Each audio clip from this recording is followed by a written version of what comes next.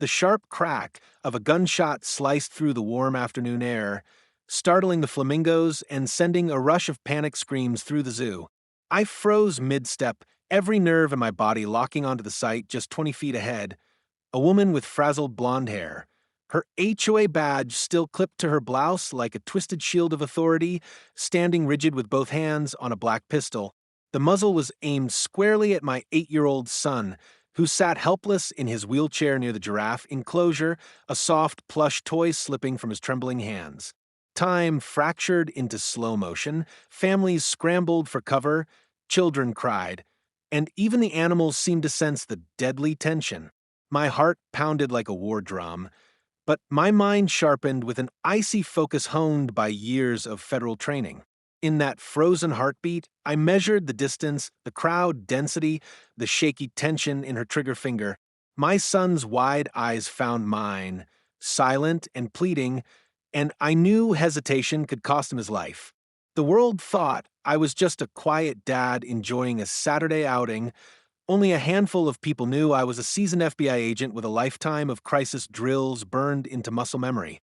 Yet nothing, no covert mission or stakeout, had ever felt as urgent as the sight of that gun quivering toward my boy. I stepped forward, voice like steel, every instinct calculating how to defuse a powder keg ready to explode. The smell of popcorn and animal musk mingled with fear as the crowd held its breath. In that instant, I realized this wasn't just a confrontation, it was a life-or-death battle for my son's future, and for the first time in years, I let the full weight of my true identity ignite. Life before that terrifying day at the zoo felt simple, almost gentle compared to the chaos that was about to unfold. Our mornings in the small suburban neighborhood always started with the quiet hum of birds and the soft creak of the wheelchair ramp outside our front door. My wife, Emily, would brew a pot of dark roast coffee, the rich aroma filling the kitchen while I helped our son, Noah, through his morning routine. Noah was 8 years old, full of curiosity and bravery that constantly amazed us.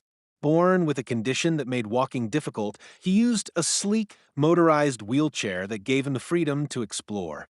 His laugh was bright enough to light every room, and his questions about animals could rival those of any zookeeper. Saturdays were sacred in our home, our family day. We'd planned this zoo trip for weeks, marking it on the calendar with bold red stars because Noah loved animals with a passion that bordered on obsession. Giraffes were his favorite. He could name every species and recite facts like a tiny professor. The night before, he went to sleep with the guidebook clutched to his chest, whispering facts about elephants and penguins until he drifted off. Our neighborhood, while peaceful on the surface, was a typical HOA-governed community with manicured lawns and strict standards about everything from mailbox colors to the length of holiday decorations. Over the years, I'd noticed small flickers of tension between residents, petty fines, gossiping committees, but we'd kept to ourselves. I was careful to keep my FBI career quiet, telling neighbors only that I worked in federal administration, which avoided questions and kept us safe from unnecessary attention. Karen, the woman who would later turn our lives upside down, was just another face in the crowd of HOA board members. We had nodded in passing at community barbecues, exchanged a few shallow pleasantries, nothing more. That morning, the sky stretched clear and bright, the kind of crisp blue that made everything feel possible. Noah's excitement was infectious. He wheeled himself to the van as fast as he could, his backpack stuffed with snacks, a pair of binoculars, and his well-worn zoo map. Emily loaded a cooler of sandwiches and fruit while I double-checked the van for Noah's medical supplies. Routine for us, but crucial for a full day out. The drive to the city zoo was full of cheerful chatter and animal trivia. Noah pressed his face to the window, pointing at every billboard and counting the cars we passed. Emily and I exchanged warm smiles, grateful for a day free from deadlines and emails. Pulling into the zoo parking lot felt like arriving at a festival. Children skipped alongside their parents, and the smell of buttery popcorn and sweet cotton candy drifted through the air. We parked in the designated handicap spot, something that always made Noah beam because it gave him the independence to roll straight down the ramp without needing help. He giggled as he zipped toward the ticket booth, already craning his neck to see the distant giraffe enclosure. We took our time inside, savoring each exhibit, colorful birds, lazy lions, and chatter monkeys. Families bustled around us, and the sound of laughter wove into a cheerful background symphony. The zoo had a small petting area where goats nudged visitors for treats, and Noah delighted in feeding them pellets, squealing when their rough tongues tickled his fingers. Emily snapped photos of every moment, eager to capture his pure joy. I watched them with quiet pride, thankful for these ordinary miracles. A sunny day, a happy child, a peaceful family outing. Around lunchtime, we found a shady bench near the giraffes, Noah's dream stop. He munched on peanut butter sandwiches while we marveled at the gentle giants stretching their long necks toward the treetops. It felt like the perfect day, a memory we'd treasure for years. But looking back, I now recognize the subtle shadows creeping into that perfect afternoon. I caught fleeting glimpses of a woman in a red blouse hovering near the benches, her gaze lingering on us with a sharpness that made me uneasy. At the time, I brushed it off as coincidence. Zoos are crowded, and people's eyes wander. Emily noticed her too, but dismissed it with a shrug. Probably waiting for someone, she said, handing Noah a juice box. We focused on the giraffes and the sparkle in our son's eyes, blissfully unaware that danger was quietly circling. What I didn't know was that Karen, our neighbor, the very face of the HOA board, had been harboring resentment for months. Perhaps it was our decision to skip HOA meetings or the fact that we never joined the endless debates about lawn heights and mailbox paint. Maybe she disliked how Noah's wheelchair ramp slightly broke the community's aesthetic flow. Whatever the reason, her fixation had grown into a silent storm. And on that beautiful Saturday, that storm followed us beyond the confines of the neighborhood straight to the zoo. As the day wore on, Karen's presence became harder to ignore. She wasn't just another visitor, she was watching us. Every time I turned to help Noah adjust his seat or snap a photo, I caught her in the corner of my eye, moving when we moved. Something about the way she clutched her oversized purse and whispered into her phone sent a ripple of unease through me. I told myself it was nothing. My FBI instincts sometimes magnified innocent behavior. But deep down, a quiet alarm had begun to hum. By late afternoon, we had seen almost every exhibit, saving the giraffe feeding for last as a special treat. Noah's face glowed with anticipation as we wheeled toward the enclosure. The warm sun softened into golden light, and families began heading toward the exits. That's when I noticed Karen standing near the giraffe platform. Her eyes locked on us with unsettling intensity. Emily felt it too. She squeezed my hand, her voice barely a whisper. Why is she staring? I didn't have an answer. All I knew was that the air around us had shifted. The laughter of nearby children sounded distant, like echoes from another world. The peaceful, perfect day we'd been enjoying was about to shatter, though none of us could have predicted just how violently the storm would break. The first true flicker of trouble came as subtly as a change in the wind, so faint at first that it could almost be ignored. We were finishing our snacks near the giraffe enclosure when I noticed Karen once again, a flash of red blouse through the milling crowd. She stood beneath a shady tree, arms crossed tight across her chest, her eyes hidden behind oversized sunglasses. For a long time, she didn't move, just watched. Her posture wasn't casual. It carried attention like a coiled spring. My FBI training, usually a silent background hum in family life, began to whisper warnings I couldn't quite dismiss. I stood and stretched, scanning the area like I might during surveillance work. The zoo was busy but not overly crowded. Parents ushered kids toward the exit as the afternoon waned. Yet Karen remained rooted, focused. Emily followed my gaze and frowned. Isn't that the woman from the HOA barbecue last year? Karen, I think, she murmured. The name landed like a small stone in my chest. I remembered her faintly. The neighbor always taking notes about everyone's lawn or siding, the one who'd once made a snide comment about those ramps ruining property values. At the time, I'd shrugged it off as neighborhood pettiness. Today, something about her presence felt heavier. I wheeled Noah closer to the giraffe railing and forced myself to smile. Hey, buddy, want to feed them before we head home? He lit up instantly, holding out the special zoo crackers, but my attention kept flicking back to Karen. She had shifted closer, weaving between families with the slow certainty of someone on a mission. Her phone was at her ear, her head tilting as if receiving instructions or giving orders. Moments later, she was beside us, her voice sugary and sharp all at once. "Excuse me," she said, stepping into our space without hesitation. "This area is reserved for families who follow the zoo's safety guidelines. Wheelchairs must be in designated spots. You can't just block the walkway like this."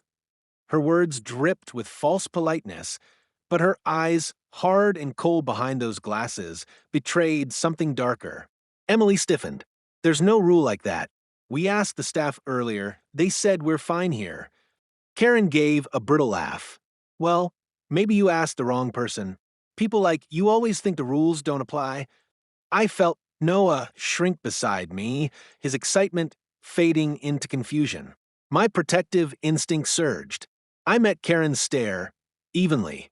"Ma'am, there's nothing unsafe here. We're within the marked area. Please give us space." But Karen only stepped closer, lowering her voice to a hiss. "You think hiding behind a disability gives you special rights? This is public property. I don't care what sob story you have." The words sliced deeper than she knew. Emily gasped, fury flashing across her face. "How dare you?" she began, but I held up a hand. Years in law enforcement had taught me that escalation only feeds aggression. "Karen," I said, my tone calm but firm, "this conversation is over. Enjoy the zoo, but leave my family alone." For a moment she seemed to waver, her jaw working as though chewing on some unspoken threat. Then, with a tight smile that didn't reach her eyes, she turned sharply and disappeared into the crowd. Emily exhaled shakily. "What was that about?" "I don't know yet," I admitted, scanning the area again. "But stay alert. Something about her isn't right." We tried to shake it off, focusing on Noah's laughter as the giraffes bent their elegant necks for treats. But the uneasy feeling stayed, like a faint electrical charge in the air. Even as we moved toward the reptile house, I caught glimpses of that red blouse trailing at the edge of my vision. Half an hour later, as we paused by the flamingo pond, Karen reappeared, this time more openly hostile. She blocked the path with a sudden step forward, forcing us to stop. "I told you to move your wheelchair," she snapped, her voice loud enough to draw startled glances. "This is harassment of public space. I'm on the HOA board, and I'll have you fined for this behavior." Emily's patience snapped. "This is a public zoo, not our neighborhood," she fired back. "You don't have any authority here. Stop following us." Karen's lips thinned into a razor smile. "Authority? You have no idea who you're talking to." Something in her tone prickled the back of my neck. I shifted my stance, subtly placing myself between her and Noah. "Ma'am, I'm asking you one final time to leave us alone," I said, my voice low and controlled. Karen's eyes gleamed with a strange light, part triumph, part mania. "You think you can intimidate me? People like you always think they're untouchable." Before I could respond, she leaned closer, her breath sharp with coffee and something metallic. "You don't belong in our community. You don't follow our rules. And now you're bringing your situation out here, making a scene. Someone has to put a stop to it." The words chilled me. This wasn't just a petty argument, it was a declaration of intent. I recognized the dangerous shift from verbal harassment to something potentially violent. My training told me we were entering a critical zone. Emily sensed it too. "Let's go," she whispered, tugging gently at Noah's chair. We began moving toward the main path, but Karen's footsteps followed close behind, the hard click of her shoes echoing like a countdown. I quickened my pace, scanning for security personnel. The zoo's cheerful soundtrack, children laughing, birds calling, felt suddenly discordant, like a happy melody played in the wrong key. Every instinct screamed that Karen was escalating. We reached the central plaza near the food court when I heard the faint but unmistakable sound of a bag unzipping. I turned sharply and caught a glimpse of Karen's hand dipping into her oversized purse. For a heartbeat, I told myself it might be a phone or a wallet, but the way she angled her body, shielding the motion from other visitors, told another story. Emily caught my arm, her eyes wide. "What is she doing?" "Stay calm," I murmured, my pulse spiking. "Keep moving, but stay close."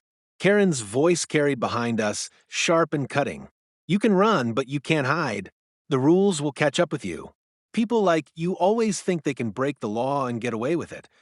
The crowd thickened as we entered the food court, families clustering around snack stands. I used the cover to slow down and let Karen pass, hoping to break her line of sight. For a moment, it worked. We lost her in the swirl of strollers and balloons.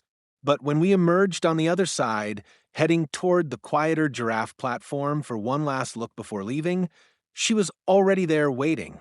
Her sunglasses were gone now, and her eyes burned with a wild, feverish clarity. She stepped into our path, one hand gripping the strap of her bag, the other twitching at her side. "This ends now," she said, her voice a low growl that carried an unmistakable threat.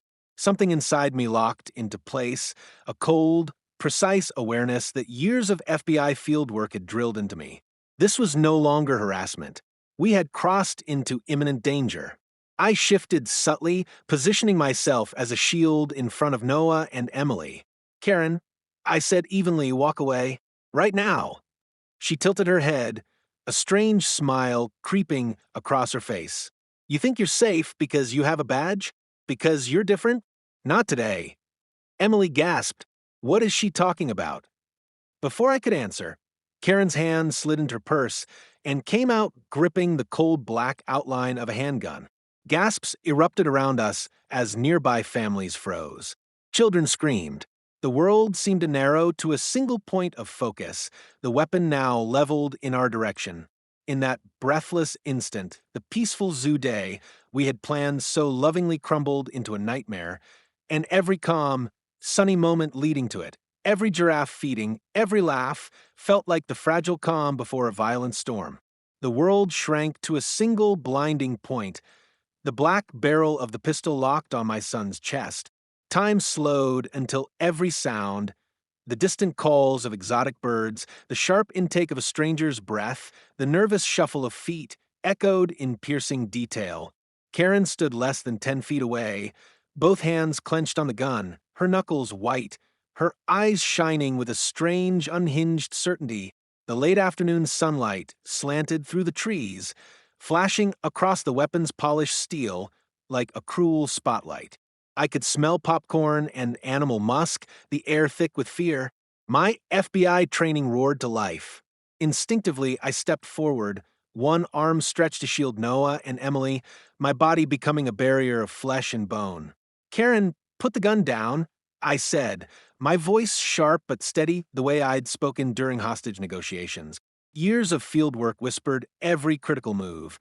Maintain eye contact, lower tension by time. But this wasn't a textbook standoff. It was my son sitting helpless in a wheelchair, tears streaking his cheeks as the giraffes shifted nervously behind him. Karen's mouth twisted into something like a smile. "You think you can break the rules and laugh in our faces?" She spat, her words cracking through the air. "The HOA is sick of people like you. Sick of your special treatment. It ends today." Gasps and screams rippled through the plaza as families bolted for cover. A mother clutched her toddler and sprinted toward the reptile house. A teenage couple ducked behind a snack kiosk. Somewhere a child wailed for his parents. Zoo employees shouted for people to get down, but no one dared step between Karen and her target. Emily's voice broke in a desperate plea. "Please, Karen, there are children here. This isn't the place. Silence." Karen barked, jerking the pistol a fraction higher. The motion made Noah flinch so violently that his chair squeaked against the concrete. Every cell in my body screamed to act. My right hand drifted toward my hip out of habit, but I was off-duty unarmed. The only tools I had were my words and the years of crisis training burned into muscle memory. Karen, I said, evenly forcing my breathing into slow, controlled rhythms. Listen to me, you don't want to do this. Put the gun down and we can talk. She laughed, a brittle, unsteady sound. Talk? People like you don't talk. You hide behind fake smiles and government jobs. You think I don't know who you really are? My mind raced. Had she somehow learned about my FBI role? Had my cover slipped at a neighborhood meeting or through a careless comment? I caught Emily's panicked eyes, silently pleading for reassurance, and gave the slightest nod. Stay calm. Trust me. Behind us, a giraffe let out a deep, rumbling call, startling Karen enough that the gun wavered. I seized the moment. Karen, think about Noah. He's 8 years old. He's never hurt you. He's never broken any rules. You don't want to hurt a child. Her gaze flicked to my son, and for a flicker of a second, I saw conflict, but the hardness returned almost instantly. Children grow up to be like their parents, she snapped. Entitled. Above the law. If no one stops you now, it never ends. Emily sobbed quietly, clutching Noah's shoulder. He stared at me with wide, frightened eyes, silently begging for rescue. That look strengthened my resolve. I stepped forward, slow and deliberate. Karen, you're scared. I can see that. Whatever you think I've done, this isn't the way. Let me help you. We can fix this together. Karen's breath quickened. Her finger twitched on the trigger, and the world held its breath. I calculated distance and angles with the precision of a sniper. 8 feet between us, 3 feet to the nearest bench, 2 seconds to lunge if she fired. But a sudden move could trigger disaster. From the edge of the plaza, a zoo security guard shouted, "Ma'am, drop the weapon." His voice cracked with panic, and I knew he was unarmed, just another civilian in uniform. Karen's eyes flicked toward him, then back to me, as if weighing targets. "Stay back," she screamed, the pistol jerking wildly. I raised both hands, palms forward. "No one's going to hurt you, Karen. But you have to lower the gun. Right now." Around us, terrified visitors huddled behind snack carts and trash bins, whispering frantic prayers. A few braver souls recorded on their phones, the tiny red lights blinking like silent witnesses. I pictured the footage racing across social media within minutes, our nightmare live to the world, but forced the thought away. Focus. Then Karen said something that chilled me deeper than the gun itself. "You think your badge can protect you? I know what you really do," she hissed. "I've seen the files. FBI, CIA, it doesn't matter. You people think you can spy on everyone and walk free. Not today." My breath caught. She did know. Somehow, she had pieced together my career, maybe through public records, maybe through neighborhood gossip. But how far did her delusion go? Did she believe she was stopping a government conspiracy? "Karen," I said, carefully keeping my tone even, "I am not your enemy. I am a father. Just a father here with his family. Whatever you think you've discovered, we can talk about it later. Right now, let's keep everyone safe." She shook her head violently, hair whipping across her face. "Lies. That's all people like you know." The standoff stretched like an eternity. My mind mapped every contingency. A quick dive to knock her off balance, a sudden shout to distract, a coded signal to Emily to push Noah backward. But each option risked a fatal trigger pull. Then, salvation in the faintest vibration. The phone in my pocket buzzed against my thigh. Earlier, when Karen first confronted us, I discreetly pressed the emergency key sequence that sent a silent distress ping to the Bureau's local field office. The system was designed for exactly this: covert activation, location tracking, rapid tactical response. Backup was on its way. I only had to keep her occupied. I glanced at Noah, forcing a small smile. "It's okay, buddy," I whispered, low enough for only him and Emily to hear. "I've got you."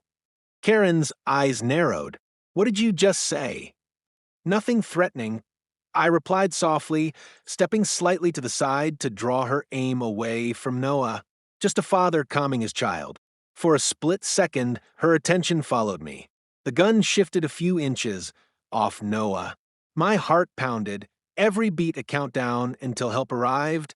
The sound of distant sirens began to rise, faint but unmistakable. Karen heard it too, her face twisted with panic. "You called the police," she shrieked. "No one called anyone. I lied smoothly. Those could be anything, traffic, construction. Let's just lower the gun and talk." But she wasn't listening anymore. Fear and rage warred in her eyes. She tightened her grip, the muzzle snapping back toward Noah. That was the moment instinct overruled calculation.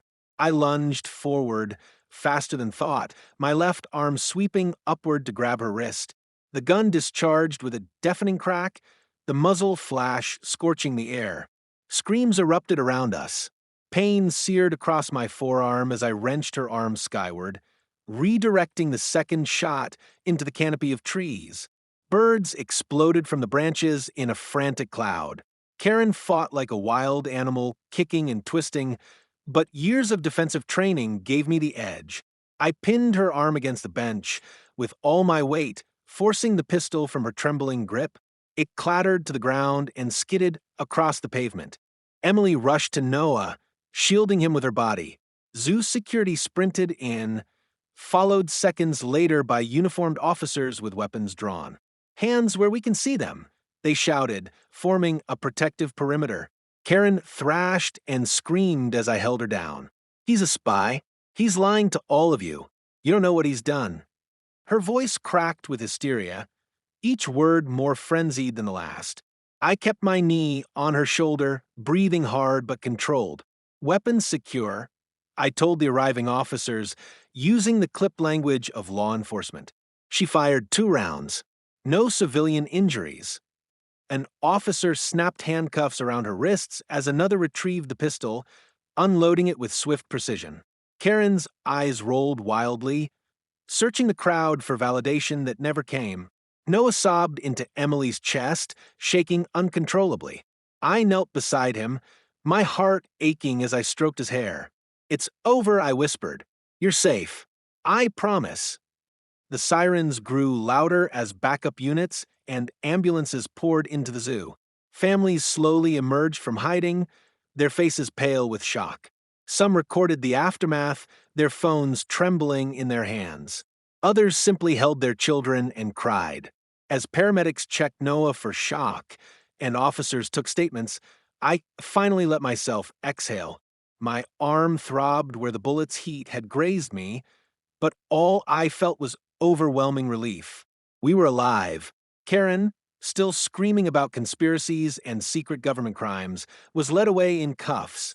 The pistol, now evidence, gleamed coldly in a sealed bag. I looked at Emily and Noah, both shaken but unharmed, and knew the danger wasn't entirely over. Karen had mentioned my work, hinted at knowledge no civilian should have. This wasn't just a random act of neighborhood malice. It was something deeper, a thread I would have to pull in the days to come. But for that moment, as the late sun dipped behind the zoo's trees and the animals slowly settled from the chaos, the only thing that mattered was that we had survived. The nightmare wasn't finished, but the immediate storm had passed. And in the hollow quiet that followed the violence, I felt the full gravity of what it meant to be both a father and an FBI agent, ready to protect, no matter the cost. For a brief hour after Karen was dragged away in handcuffs, I allowed myself to believe the nightmare was over. The echo of gunfire still rang in my ears, but the immediate danger had passed. Emily sat beside Noah as paramedics checked his pulse and blood pressure, soothing him with gentle words while I gave my formal statement to the zoo's head of security. The late afternoon light softened into gold across the giraffe enclosure, but the peaceful scene felt hollow. Around us, the plaza bore the scars of chaos, discarded strollers, half-spilled popcorn, families lingering in anxious clusters, some still trembling from the shock of what they had witnessed. I kept my own breathing slow and steady, but an unease I couldn't yet name tugged at the edge of my thoughts. It wasn't long before the first hint of trouble arrived with the local police.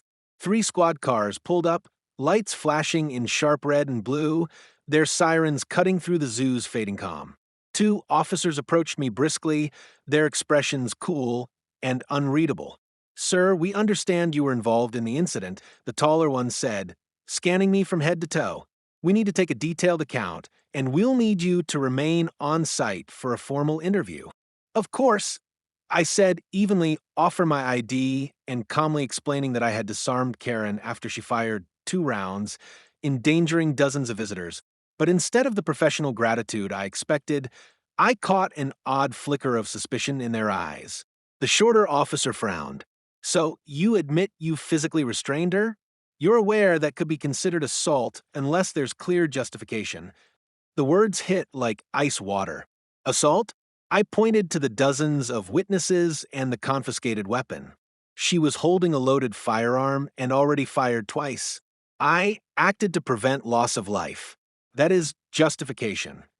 He scribbled notes without meeting my gaze. We'll see what the report says. For now, stay put. It wasn't just their tone, it was the way they seemed to circle me, glancing at my watch, my phone, even the small movements of my hands. Years of undercover work had taught me to read subtle cues, and these officers were broadcasting suspicion. Why? Karen, meanwhile, was sitting on the curb a few yards away, her wrists cuffed, but her posture defiant. Despite firing a gun in a crowded zoo, she looked astonishingly composed, even smug. She spoke animatedly to a female officer, nodding toward me repeatedly, her words too distant to catch, but sharp enough to carry a sense of accusation. My stomach tightened. A moment later, the officer she'd been talking to approached me with a clipped question. Sir, do you have any law enforcement credentials on you? The question startled me. I was off-duty and dressed casually. I carried my FBI badge only in a secured wallet, not for display. Why? I asked carefully. Because the suspect claims you impersonated an officer and physically attacked her without cause, she said. She alleges you threatened her with some kind of federal authority. Emily gasped. That's insane. She aimed a gun at our son. The officer remained stone-faced. We'll need to verify all sides. A low burn of anger flared in my chest. I retrieved my badge and credentials, presenting them calmly but firmly. I am Special Agent Daniel Hart, FBI. I did not threaten her. I acted to protect innocent lives. Your suspect discharged a firearm in a public venue. There are security cameras and multiple witnesses to prove it. The officer blinked, clearly caught off guard by the badge, but instead of relief, a shadow of unease crossed her face. She stepped back, muttering into her radio. The taller officer returned a few minutes later, expression tight. Agent Hart, our chief wants to clarify jurisdiction. Until we hear back from Federal Dispatch, we're holding all involved parties for questioning. Emily's jaw dropped. Holding? He just saved everyone here. I squeezed her hand gently, a silent signal to stay calm. This wasn't the time for an argument, but inside, I felt the sharp sting of something darker than protocol, an undercurrent of doubt planted by Karen's accusations. Somehow, even in handcuffs, she was twisting the narrative. Over the next hour, the scene grew more surreal. Several local reporters arrived, drawn by the scanner traffic about shots fired at the zoo. They circled like vultures, snapping photos of Karen sitting primly on the curb, her hair windswept and eyes shining with false victimhood. I overheard fragments of her performance: self-defense, threatening man, fake badge. The more she spoke, the more animated she became, as though she believed the lie she was weaving. Meanwhile, some officers began interviewing bystanders. From a distance, I caught the confused looks of witnesses recounting what they had seen. Karen pulling a gun, my quick disarm. Yet, every few minutes, one of the officers who had been talking to Karen would return with fresh questions that suggested doubt. Was the gun actually pointed at the child? Could it have been a warning shot? Did you provoke her in any way? The frustration tightened in my chest like a vice. This was the kind of manipulation I had seen on major cases, suspects using charm, confusion, or partial truths to muddy the waters. And somehow, Karen was doing it in real time, right here in front of everyone. Then came the moment that crystallized my unease. An unmarked black sedan pulled up, and a stern-faced man in a gray suit stepped out, flashing a badge that wasn't local police. He approached the senior officer in charge, and they spoke in low, tense voices. I caught only fragments: jurisdiction, federal contact, FBI verification, but the effect was immediate. The officer's posture shifted from suspicion to outright discomfort. Someone higher up had clearly been briefed, and it wasn't just about a neighborhood dispute gone violent. Within minutes, the gray-suited man approached me directly. "Agent Hart, Washington has been alerted. We're aware of the situation. For now, stay available, but let us handle the jurisdictional confusion. The local department will finish statements and release you as soon as we've coordinated." His voice was professional but urgent, with an undertone I recognized. There was more to Karen than a neighborhood feud. Meanwhile, Karen's theatrics escalated. Even in custody, she called out to the reporters, "He's lying. He works for the government. He's been spying on all of us. You don't know what he's capable of." Her words, absurd on their face, carried an unnerving intensity that made some onlookers pause. A few even raised their phones for closer recordings, their expressions curious rather than horrified. Emily gripped my hand, her voice trembling. How is she winning this? After everything she did? I met her eyes, steady but grim. She's not winning. She's stalling. This is deliberate. It dawned on me that Karen's knowledge of my FBI role wasn't accidental. Someone, somewhere, had fed her fragments of truth, whether through a hacked HOA email chain or a careless municipal database leak. She'd weaponized information she barely understood. And now, she was using every second of confusion to plant seeds of doubt in the public mind, enough to make law enforcement hesitate, enough to rewrite the first draft of the story. When the official federal team finally arrived, 3 agents in dark suits with the crisp efficiency of trained professionals, the tension began to break. They reviewed the security footage from the giraffe enclosure, which clearly showed Karen drawing the gun and firing. They took statements from multiple witnesses who had filmed the scene from start to finish. Slowly, the local officer's demeanor shifted, suspicion giving way to reluctant acknowledgement. The commanding officer finally approached me with a nod of respect. "Agent Hart, we'll forward everything to the U.S. Attorney's Office. She's being booked on multiple felony counts, including attempted murder and unlawful discharge of a firearm." Relief washed over Emily, but I stayed cautious. Ensure her weapon and phone are sealed as evidence. She's not just an angry neighbor. Someone may have coached her. The officer's brows lifted, but he nodded. Understood. Karen screamed as she was loaded into a patrol car, her final words echoing through the zoo's plaza like a threat carved into stone. "This isn't over. You think you've won, but they're watching. They'll come for you." The words chilled me in a way gunfire hadn't. Emily held Noah close, her eyes wide with fear. I put an arm around them both, scanning the quieting crowd as reporters murmured into cameras and parents guided their children away. That night, after hours of formal statements and FBI coordination, we finally drove home under a moonless sky. The zoo, so full of laughter that morning, now lived in my memory as a battleground. Karen was in custody, but the damage was deeper than one violent afternoon. She had shown she wasn't acting alone, not entirely. Someone had armed her with knowledge and perhaps even encouragement. And as an FBI agent sworn to protect my family and my country, I knew the real work, the deeper investigation into how a suburban HOA feud had turned into an armed ambush, was only beginning. Sleep was almost impossible that night. Even after hours of interviews and paperwork, the sound of that gunshot echoed in my mind like a relentless drumbeat.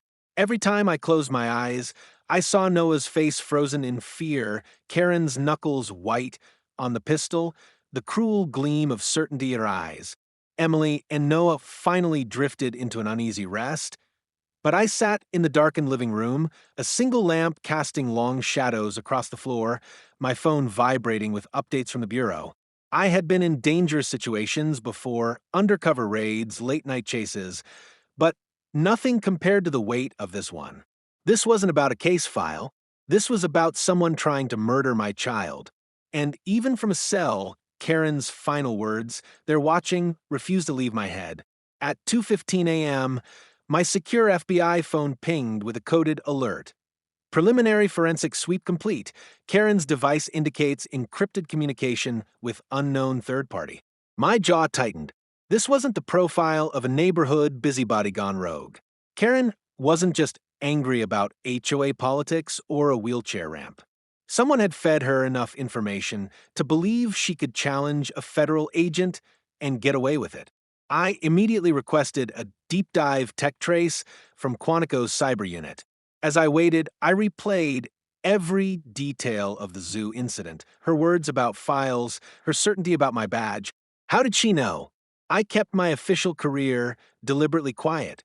Only Emily, my field supervisor, and a short list of bureau contacts knew the full extent of my undercover work. For a civilian neighbor to use that knowledge as a weapon, someone had to have either leaked it or manipulated her through careful coaching. By morning, a clearer but more alarming picture began to emerge. Karen's phone contained a series of encrypted texts from a number traced to a burner cell purchased 2 states away. The messages were chillingly simple and strategic. Push him. Make him react. Force exposure. Another read. Today is the day. Zoo crowd's ideal. Media attention essential. Whoever sent these wasn't just encouraging harassment, they were orchestrating a very public confrontation. I called my supervisor, Special Agent Morris, and laid out every detail. His voice on the line was grim. "This isn't random," he said. "It smells like a pressure campaign. Someone wanted you compromised or worse. We'll run the burner data through our intel matrix and cross-check with any known extremist cells. Meanwhile, you need to stay alert. If Karen had help, we don't know who else is watching your family." A cold determination settled over me. I wasn't just going to defend my family. I was going to flush out whoever thought they could weaponize a neighbor into an assassin. But I needed to do it smart, no rash moves, no public spectacle they could twist against me. That afternoon, after ensuring Emily and Noah were safe with trusted friends, I drove to the FBI field office under different car and an assumed ID.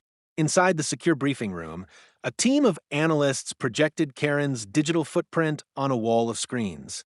What they'd uncovered was worse than I imagined. In addition to the burner texts, she'd been active on a private online forum known for anti-government rhetoric, sharing photos of our neighborhood and cryptic notes about a federal mole in the HOA. One detail made my blood run cold. She had uploaded a blurry long-lens photo of me playing basketball with Noah in our driveway, captioned with the words "Target confirmed." The photo had been taken weeks ago, meaning someone had been surveilling us long before the zoo attack.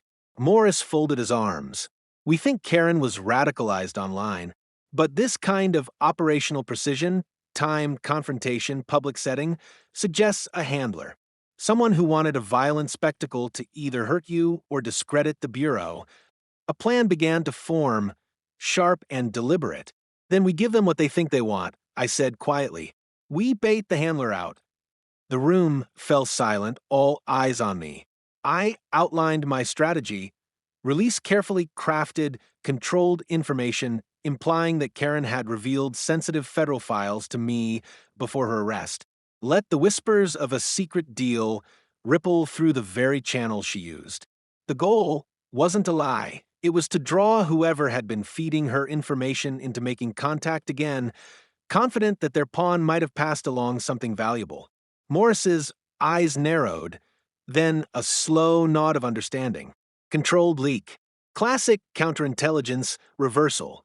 Dangerous, but if we manage the digital trail exactly, I said, we set up a secure decoy drop point online. I'll monitor the response in real time with cyber support. Whoever her contact is will have to surface if they believe we have their intel. For the next 48 hours, my life became a calculated performance. Through encrypted bureau channels disguised as fringe forums, I posted a brief, vague message suggesting Karen's phone held evidence of federal misconduct. Our cyber team planted digital breadcrumbs, mock file names, ghost metadata, designed to look like classified leaks without revealing anything real. It worked faster than any of us expected. Within a day, an account with an Eastern European IP mask pinged our drop point, demanding a meeting to recover critical material. The language was polished, not the rant of an internet troll. This was someone trained to fish for intel. Morris authorized the next phase, a controlled sting. Using an alias I'd employed in past undercover work, I arranged a meeting at a neutral location, a quiet industrial park disguised as a late-night cafe pickup. What the contact didn't know was that the cafe and surrounding streets were already wired with federal surveillance, and an undercover team waited in unmarked vans a block away. When the night came, I parked alone under a flickering streetlight, my heart steady but alert. The figure who approached was no random agitator. Late 30s, neat, dark coat, the practiced calm of someone used to clandestine exchanges. He offered a simple greeting, "You have the files?" That confirmed everything we'd suspected. I played my part with quiet precision, handing over a decoy thumb drive as we'd planned. The moment his fingers closed on it, two black SUVs rolled silently from the shadows. Red and blue lights ignited, and agents moved in with fluid coordination. The man barely resisted, his eyes cold and resigned as he was cuffed. Later, we would learn he was a middle-tier operative linked to a known foreign influence network, his mission to provoke chaos and discredit U.S. agencies through manufactured civilian confrontations. Driving home from the sting, a strange calm settled over me. We hadn't just stopped a violent neighbor, we had dismantled a wider plot aimed at undermining the very trust between law enforcement and the public. Karen had been a pawn, but the real mastermind was now in custody because we refused to be intimidated or reactive. When I finally walked through my front door near dawn, Emily met me with tearful relief. Noah, awake and clinging to his stuffed giraffe, wheeled forward to hug me. I knelt to his level, feeling the weight of every risk and every second of fear we had endured. "It's over now," I whispered. "The people behind Karen can't hurt us or anyone else again." Emily's eyes shone with pride and gratitude. "You turned their plan inside out," she said softly. "You protected all of us." For the first time since the zoo attack, I felt the tension ease from my shoulders. The smart plan had worked. Karen was no longer just an unhinged neighbor with a gun. She was the key that led us to something far bigger and more dangerous. And by staying calm, thinking like an agent while loving like a father, I had turned their trap into their undoing. But even as I held my family close in the soft morning light, I knew the case would live on in federal files and courtroom trials. And I knew this. When danger comes masked as an ordinary neighbor, the only way to protect what matters most is to be both patient and fearless, ready to outthink the chaos that others hope to unleash. The full force of justice came down on Karen like a storm she never saw coming. Within 48 hours of her arrest, the FBI had compiled a mountain of evidence, high-definition zoo surveillance, clearly showing her brandishing and firing the gun, dozens of eyewitness phone videos, the encrypted messages from the burner phone that tied her to the foreign handler, and even the online forum posts where she bragged about taking action to stop a federal mole. For years, she had hidden behind HOA bylaws and petty threats, but now the world could finally see the truth. She wasn't just a nosy neighbor, she was an armed conspirator who had endangered hundreds of innocent families. When the first court hearing opened, the courtroom was packed with reporters and concerned citizens. Emily and I sat together in the front row, Noah between us holding his beloved stuffed giraffe like a shield. Karen was escorted in wearing a county-issued jumpsuit, her once carefully styled hair hanging in uneven strands. But what struck me most wasn't her appearance, it was her defiance. She scanned the room with a smirk, as if expecting a hidden ally to burst through the doors and rescue her. Instead, she faced a wall of calm, determined faces ready to hold her accountable. The prosecution wasted no time. They played the zoo footage on a giant screen. Karen pulling the pistol from her purse, pointing directly at Noah, then firing. Gasps rippled through the courtroom as the shots echoed off the wood panel walls. Every frame dismantled her earlier claims of self-defense or misunderstood intent. Forensic experts testified about the gun's fingerprints and ballistic matches, while cyber analysts explained the encrypted texts and how they trace back to the arrested handler. Each fact built a chain of evidence so tight there was no room for doubt. Karen's defense tried desperately to spin a different narrative, suggesting she suffered from mental instability or had been provoked by imagined threats. But every time they reached for an excuse, the hard reality of her deliberate actions, traveling armed to a family zoo, stalking us across multiple exhibits, pulling the trigger, cut their arguments to pieces. Witness after witness stepped forward. Terrified parents, zoo employees, teenagers who had hidden behind benches and filmed the attack. Their voices were steady, their stories consistent. When my turn came to testify, I rose and walked to the stand, wearing my plain dark suit and the quiet authority of someone who had faced danger before, but never like this. I described every moment as it unfolded. How Karen confronted us with false HOA rules, how she stalked our path, how she finally drew the weapon. I explained the split-second calculations I made to protect Noah and the silent distress signal that summoned federal backup. The courtroom listened in pin-drop silence as I described lunging for the gun and feeling the heat of the muzzle flash graze my arm. I ended with the truth that guided every decision. I acted as any parent would, except I had the training to stop her before she killed my child or anyone else. The judge, a measured woman with decades on the bench, nodded gravely. "Your courage prevented a massacre," she said simply. Karen's eyes flashed with something like hatred, but she said nothing. After 3 days of testimony and deliberation, the verdict was swift and unanimous. Guilty on all counts: attempted murder, aggravated assault with a deadly weapon, reckless endangerment, and conspiracy to commit a federal crime. The sentence was equally decisive: life in federal prison without the possibility of parole.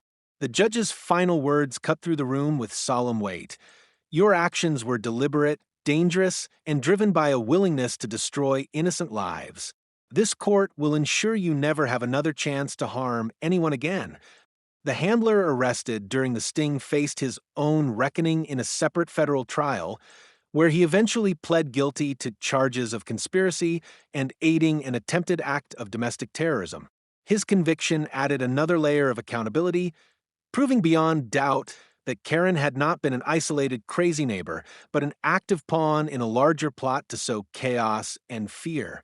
Outside the courthouse, the press swarmed. Cameras flashed as reporters shouted questions about the FBI's quick response and the broader investigation. I kept my answers focused and measured, protecting sensitive details while making one point clear. This was not just a neighborhood dispute. It was an organized attempt to weaponize misinformation and violence. We must all remain vigilant.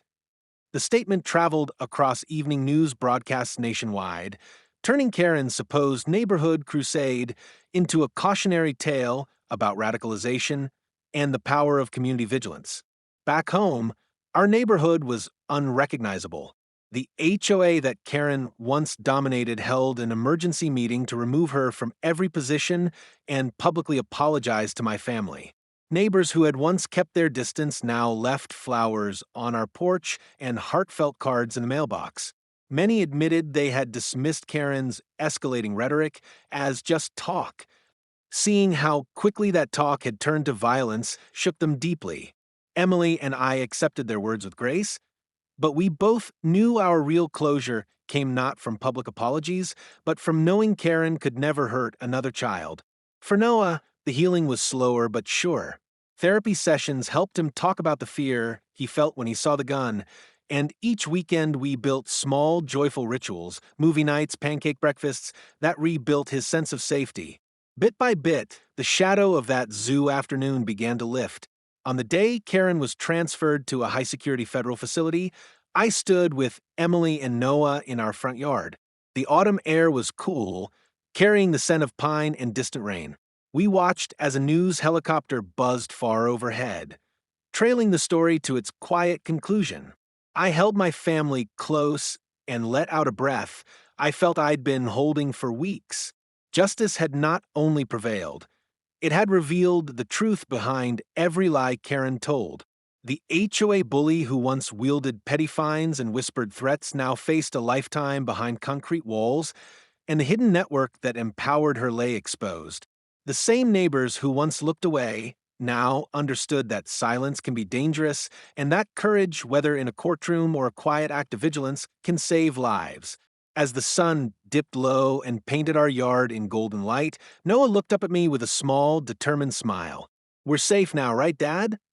I knelt to his level, resting a steady hand on his shoulder. "Yes," I said, feeling the truth of it settle deep in my chest. "We're safe, and we always will be, as long as we stand together and never let fear win." In that moment, I understood that Karen's downfall was more than a legal victory. It was a powerful lesson for our community and a quiet promise to my son. No matter how dark the threat, justice and courage will always shine brighter. The evening after Karen's sentencing felt like the first true breath of peace our family had taken in weeks. A soft autumn rain tapped against the windows, washing the neighborhood clean, while the smell of Emily's homemade soup filled the house with warmth. Noah sat between us on the couch, clutching his favorite stuffed giraffe and laughing at a silly cartoon. For the first time since that harrowing day at the zoo, his laughter sounded unburdened, pure, bright, and free. I watched him and felt the heavy armor I had worn for so long finally begin to loosen. The danger that once stalked our every move was gone. Karen would never step foot near my son again. The Bureau's case closed with decisive strength. Karen now faced life behind federal bars, and the handler we lured out with our digital trap pleaded guilty to conspiracy and domestic terrorism charges. What began as a neighborhood feud had been revealed as something far darker, an organized attempt to weaponize an ordinary woman and create chaos in a quiet American suburb. By remaining calm and strategic, we had stopped not only a personal threat, but a wider plan meant to undermine trust and ignite fear. My quiet life as a father had collided with my hidden life as an FBI agent, and for once, the two worlds worked in perfect unity to protect what mattered most. In the days that followed, messages poured in from across the country. Parents wrote to say that our story gave them courage to speak up about harassment. Teachers invited me to talk to students about safety and resilience. Even neighbors who had once kept their distance stopped by with flowers or warm pies, their eyes full of apology and gratitude. The HOA board that Karen had ruled with intimidation voted to dissolve the very committee she once used to bully others. Our once fractured community was rebuilding itself with compassion instead of fear. But the most important victory was in my own living room.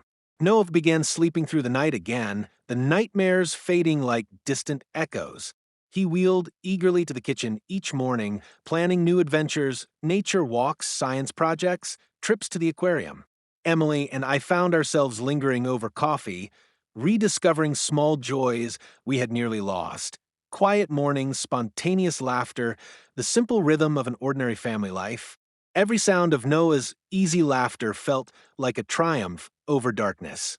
On a crisp Saturday, 2 weeks later, we returned to the zoo, not as victims retracing trauma, but as a family reclaiming our joy. The staff welcomed us with quiet respect and free passes, and strangers approached to offer hugs and words of support.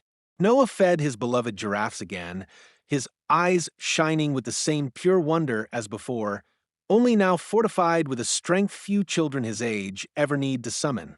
Standing there, holding Emily's hand as autumn light streamed through the trees, I felt the chapter close in a way that was both gentle and final. Before we left, I recorded a short message for those following our story online. The camera caught the three of us beneath the giraffe platform where courage and chaos had once collided. I spoke from the heart. If you believe every child deserves safety, if you believe love and courage can stand against fear, share the story and subscribe. Together, we can make sure no family faces what ours did. That video, raw and honest, spread faster than I ever imagined. Comments flooded in from every corner of the country.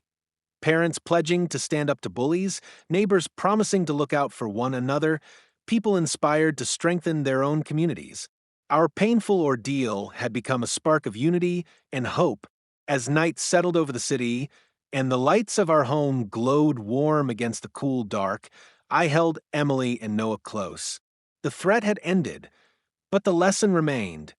Even in the face of danger and deception, steadfast love and clear-eyed courage can rewrite the ending. What began with a gun pointed at my disabled son ended with a nation reminded that justice, when met with resolve, will always prevail, and that together, we are far stronger than fear.